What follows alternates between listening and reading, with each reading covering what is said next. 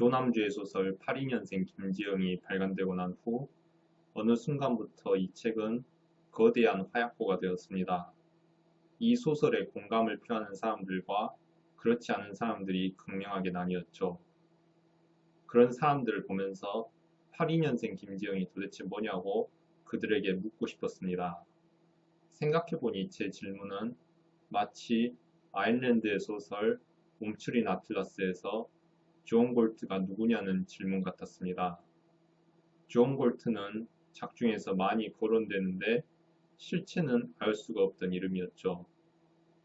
막상 존 골트의 정체가 밝혀진 후에는 정말 별것 없는 캐릭터라는 생각만 들었습니다. 82년생 김지영도 책을 직접 보기 전까지는 사람들의 분쟁만이 눈에 띄던 모습이었습니다.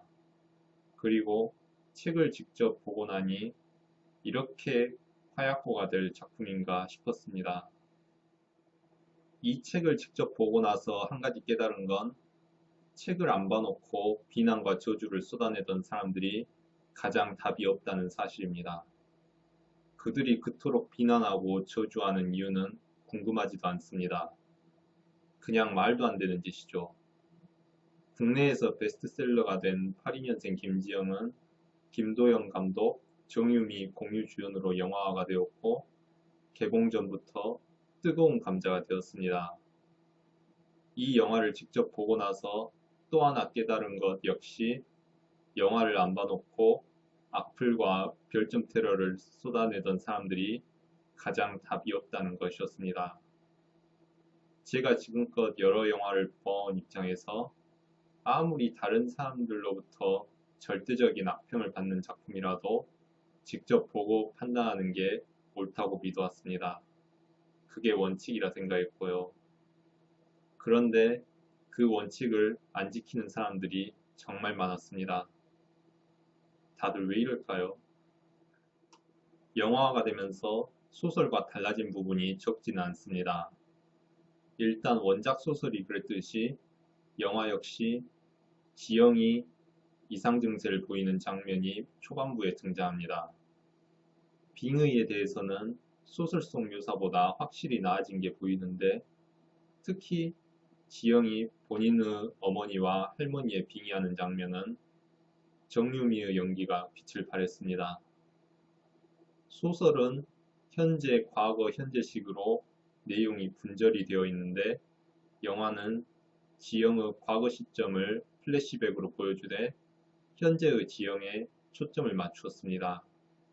덕분에 소설에서 길게 언급되는 어린 시절, 대학 시절, 직장 다니던 시절은 영화로 변하면서 일부만이 남았습니다.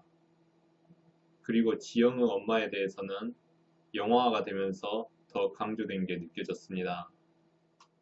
82년생 김지영의 결말은 소설과 영화가 결정적으로 다른 부분입니다. 먼저 지영을 상담하는 정신과 전문의가 소설에서는 남성인 것과 달리 영화에서는 여성으로 등장합니다. 소설의 경우 지영과 아내에게 공감을 어느 정도 하면서도 실제로는 구태의연한 의식을 그대로 가진 인물이었습니다. 반면 영화의 경우 지영을 위하는 태도를 끝까지 보여줍니다. 또한 소설에서 정신과 전문의의 아내는 안과 전문의 출신이었지만 전업주부가 되고 만 것으로 언급이 되는데 영화에서는 지영이 만나는 동료 주부들 중 한 명이 서울대 공대 출신인 것으로 변형이 되었습니다. 두 캐릭터 모두 아이의 수학 문제집을 푸는 게 일상의 낙이 되었다는 씁쓸한 공통점이 있습니다.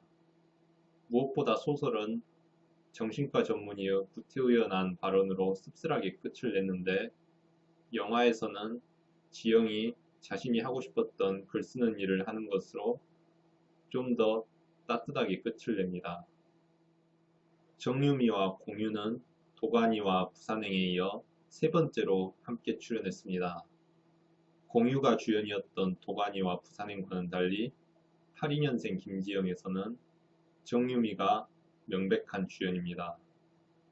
도가니와 부산행에서 정유미가 보여준 캐릭터는 작품 특성상 평면적이고 보조적이었지만 이 작품에서는 그걸 주도합니다.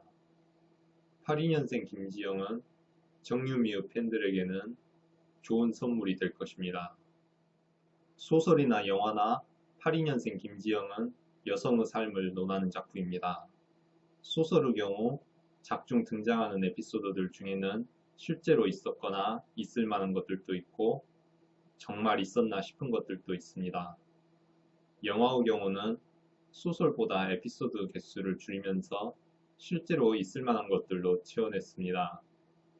제가 본 82년생 김지영은 적어도 전혀 없는 소리를 하는 작품은 아니었습니다. 성차별적이고 가부장적인 요소는 과거에 비해 줄었다고는 해도 여전히 존재하고 있고 여성이 출산 및 육아를 하기 좋은 사회는 결코 아니거든요. 이건 출산과 육아를 직접 겪어본 적이 없어도 표면적으로라도 알 수 있는 사실입니다. 한국보다 사회적 요건이 더 낫다는 프랑스와 미국에서도 해피 이벤트와 툴리 같은 영화가 나오는데 82년생 김지영의 등장은 필연적인 것 아니었을까요? 소설이든 영화든 82년생 김지영 자체는 아무런 죄가 없습니다. 문제는 작품에 대해 진지한 감상과 평가를 하는 게 아니라 그 작품을 가지고 악의적으로 이용하는 사람들이죠. 이 작품을 보고 나서도 성차별은 존재하지 않는다고 생각한다면 저는 그 말에 절대 동의하지 않을 겁니다. 반대로 이 작품을 보고 좋은 한국 남자는 죽은 한국 남자뿐이라는 식으로 반응하는 것에도 전혀 동의할 생각이 없습니다. 영화 82년생 김지영은 200페이지도 안 되는 원작 소설의 다소 투박한 모습을 상업적으로 무난하게 바꾼 각색물입니다. 그런데도 이 작품이 젠더 갈등의 화약고가 된 현 상황이 정말 통탄스러울 뿐입니다.